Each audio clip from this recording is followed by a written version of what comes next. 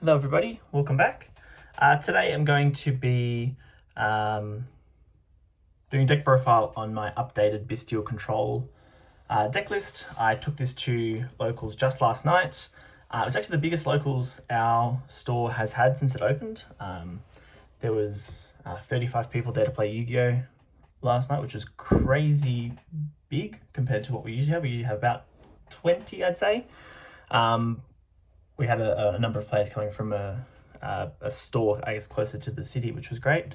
And yeah, so I played Bystial Control, but I actually played a Dogmatika engine in the deck as well, which was awesome. It really kind of helped to carry the deck. The matchups last night were Weather Painters, which was very interesting. The second round was against the Paleozoic tier kind of deck. Round 3 was against Eldritch with all the floodgates, and then round 4, which was the final round, was Naturia Runic. We ended up going undefeated. All of them 2-0s except one against Eldritch. Skill Drain was just really good for them. But the main deck was 3 Libellion, just 2 Magnamit.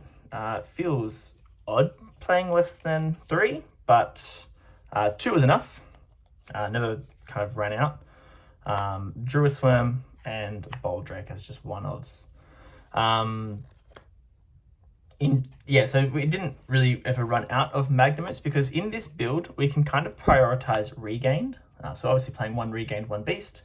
And we can really prioritize going for Regained because the Dogmatika engine also gives us access to Beast through sending Albion.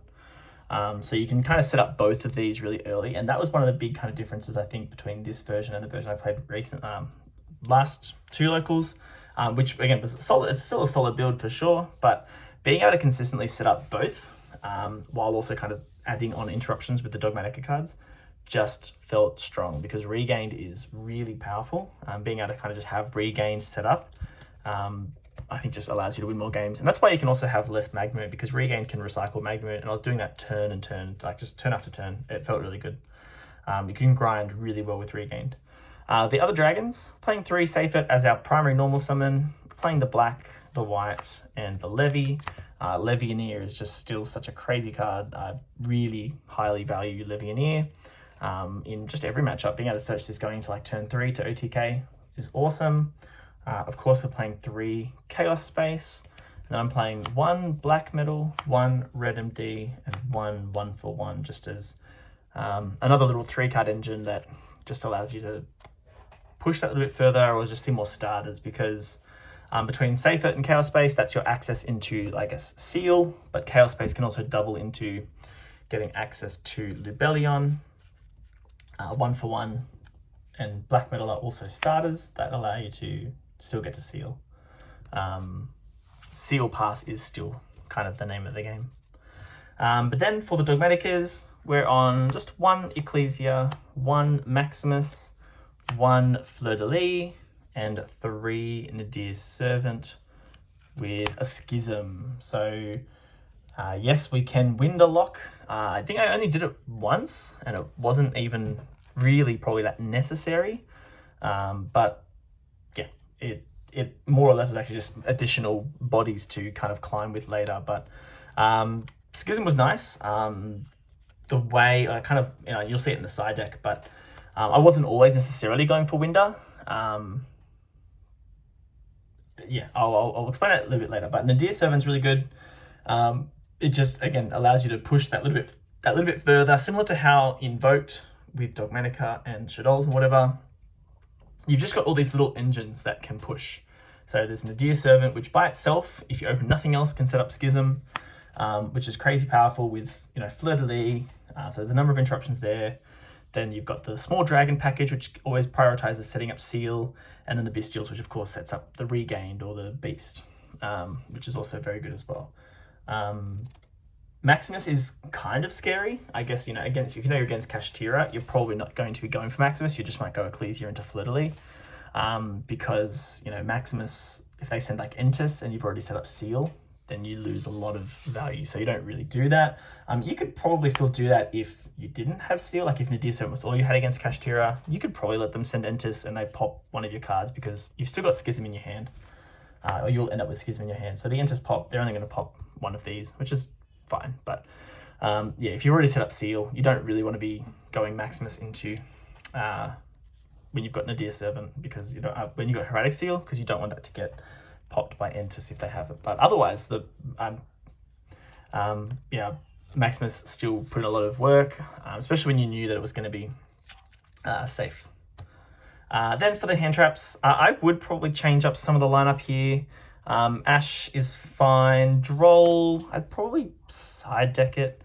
I think I spoke about this in the last video, but Droll is sometimes a funny card. Like it kind of does, I did mention it, it does conflict with like the Bystials being out of like Magnum and End Phase does get hurt by Droll. So I would probably change it. I'd still maybe side it for going second, because it's still a really good card if you are going second. And chances are, in the meta at the moment, you're not necessarily playing against a deck that you can pull off a Magnum to search an End Phase. I don't know what I would change it to. I would actually probably, I really want to have a dark, just a higher dark count in this deck, because so many times I opened Chaos Space with heaps of light monsters, but you know, I might have already had Seyfert, and so I could already access Black Metal, and so you don't really want to search Levy on turn 1.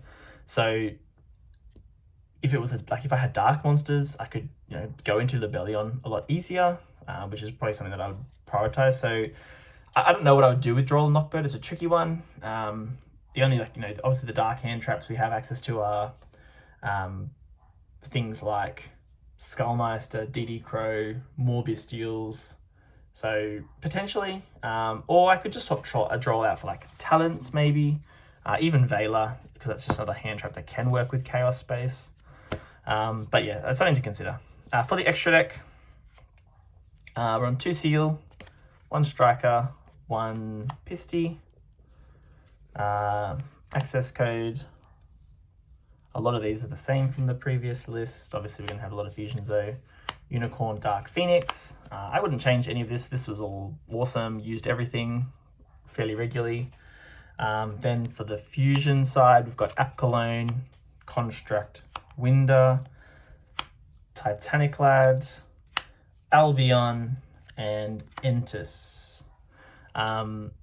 It was very funny going into locals. I realized this was only 14 cards, so I had to quickly throw the 15th in like 5 seconds before round 1 started. And it just was a tum, just because I was the new card. I knew where it was in my collection at the time.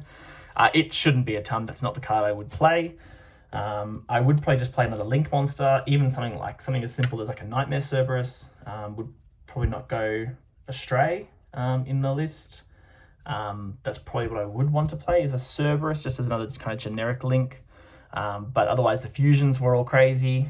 They all worked with the Nadir Servant, of course. Being able to send Albion allows you to set up Beast with Regained if you've already had access to Lebellion.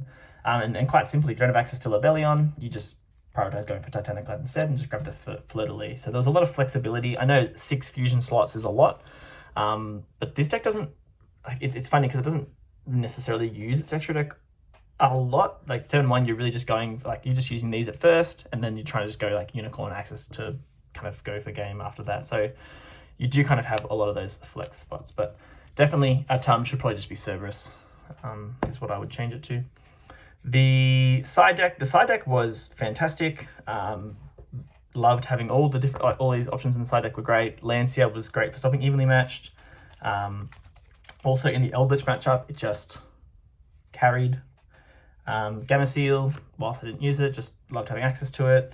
Shadow Dragon was my one little, I guess we'll call it a spicy tech. Essentially, I took out 1 Cosmic for Shadow Dragon just prior to the locals beginning. With the logic being, with Nadir Servant and Schism, this is essentially just 3 more copies of like Cosmic Cyclone or a Spell Trap pop. So what you would do is use Nadir Servant, send the App Cologne, grab the Ecclesia, of course, summon the Ecclesia, search Maximus. Maximus would dump Winder this time instead of, if it's a back row matchup, and again, I played a number of back row matchups this local, so this play came up a few times. Send Winder to add back Schism. One time I didn't send I didn't need to send Winder. I actually just didn't discard Schism off Apcalone. I kept it in my hand. I discarded something else, because then actually on the following turn I could go for Winder. But on my opponent's turn with Schism, I used Apcalone and one of the Dogmatika monsters to summon the Construct. Construct could then send the Dragon, and that's another spell trap pop. So it just kind of turns the Fusion Nadir Servant engine into a spell trap disruption rather than Winder, because they don't really care too much about Winder. And then on the following turn, because Schism was still around, you could use Schism and summon using like Construct and Dragon, for example. You could summon out Winder and then use it as an extra body. The other thing you can do really nicely, if you can kind of keep the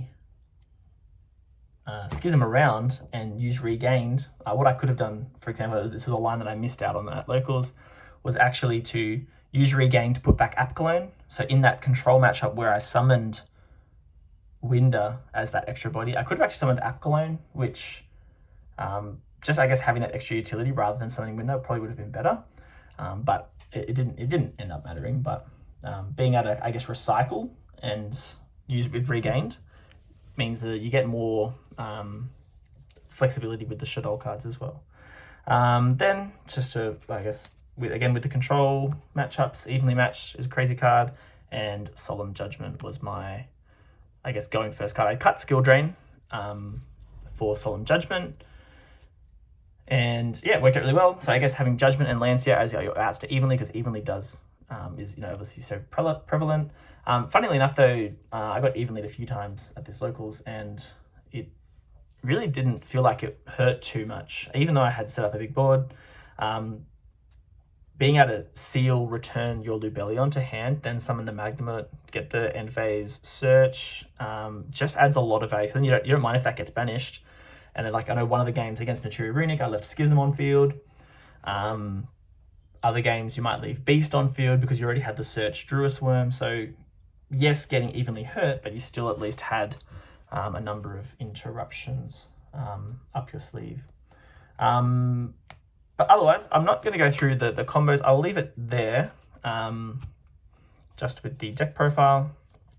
The deck pretty much plays exactly like what I showcased in my most previous video for the Bystial deck, except when you have Nadir Servant, you can use it to set up Winder and get Branded Beast off Albion. Yeah, and it works out really well. But otherwise, that was the deck. Undefeated at locals, performed really, really well. But otherwise, thanks for watching.